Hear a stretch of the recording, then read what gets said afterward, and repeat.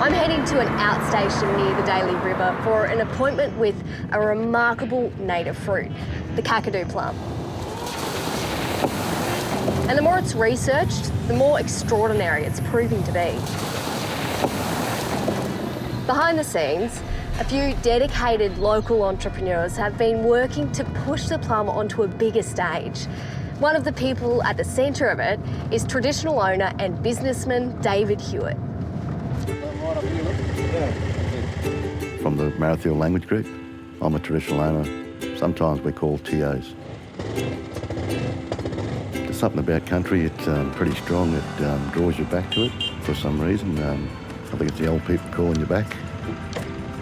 I work full-time as a ranger coordinator for the Northern Land Council. After work and during weekends, I work on the Kakadu plum business. We're set up to harvest and sell Kakadu plum. The business really is about traditional owners. There's Christy. Being Indigenous, Hello. we care for each other, we share with each other. David? Yeah, it's just the way we are. So it's all about the plums, and I hear you're the man in the know out here with a business. Yeah, look, we started this plum business. Our business is called Wild Orchard Kakadu Plum. Well, can I go and have a look at where some of them are growing? Yeah, look, we'll just take you up the track here, just beside the airstrip, and plums are right there. Lead the way, David. Okay, let's go. Jump in. It's like a Mad Max vehicle. Yeah, what you need out here. I reckon. Yeah. Let's roll. Gotta get the gun slow. David has secured a permit from the NT government to harvest, pack and sell the Kakadu plum. It's the first and so far the only such permit in the territory. Pick the plums in here. Ah, yes. Yep. Let's get at it then. Yep. Oh, look out. I think your young apprentices are on to where they want to pick from. Yeah, all the families here. How's that feel to see all your mob out doing this? Oh, look, can't be any more prouder than Yeah. that, you know, with the family getting out here and they're working their own land. Yeah. Why were you so firm that this needed to be looked into? We've known about it like for our mothers and fathers for a long time, teaching us. And I thought, well, we have so much wild stock out here. Couldn't I make that into a business, you know? And not only to make money, but also create local jobs. It's enable TOs to come back from town, wherever they're living. They can come back to their land, they can live here, and they can work here. So there's jobs for everyone at picking time. Because of these? Because of these. Demand for the fruit has blown David's expectations. We've got 2 purchase orders already for about 3.5 tonne. Yeah. The way it's going at the moment, well, I don't think we'll have any problem selling 5 tonne at least anyway. It's a good feeling as a businessman. It's a hard road. You know, it's a unique opportunity that we've had, and things are moving along pretty fast than what we thought. I feel like I'm slacking off, David. Should I get in there and pick some, do you reckon? Yeah, I reckon you should have a go to pick some plums. Okay, so any of them look particularly ripe that I should... Yeah, there's a big mob up there. Big mob up here? Yeah. Ah! This is not as easy as it looks. It actually is quite hard to spot them and then to actually get them off the branches. And these guys are way quicker than me. Sorry, Christy, you won't be making much money because you're going to... He's firing me already. Picker would probably clean this up in about 10 minutes flat out, and they'll move to the next tree. I think that's a hint that I need to move on and give over the pole. Here you go. You're better than me at it. You get cracking.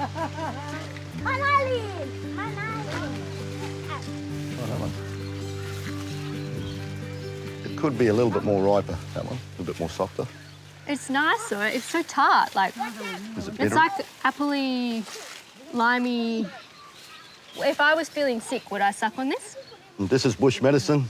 Our fruit has been tested so far, and it's ranging from 5% up to 34% vitamin C. So that's about the highest readings that have been recorded so far. David is also crusading to try and protect the provenance of the plum. It's a native product. It belongs to us. We've been eating it for millennia, not only as bush tucker, but also as bush medicine. You know, if people start growing this all around the world, well, Good one or you know, bad one? You got no business? we got no business really. The harvest of this humble superfood has a domino effect on jobs all around the territory. Hey Kate, how you going? Hi Christy, how are you? Nice to meet Kate Cahill is a food scientist who, along with her husband Peter, brought their freeze-dry business to the territory from Adelaide. They freeze-dry the plums for David and then turn them into a powder. Indigenous people have known for a long time that these plums pack a punch, but what does the research actually tell us? The Kakadu plum has 100 times the vitamin C of an orange. It has something called allergic acid, and they use it in the food preserving industry.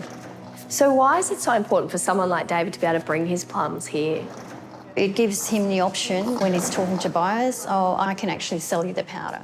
Before, he wouldn't have had that option because the transport costs to get the plums down to Melbourne, where the processing facilities are actually huge. So now that we've got a machine here, anyone can freeze dry here and they don't have that huge transport cost. They look about right. Yep. Ready to go? Ready to go. Now we chuck them in the freezer, is that right? Correct. The plums freeze for up to 3 days.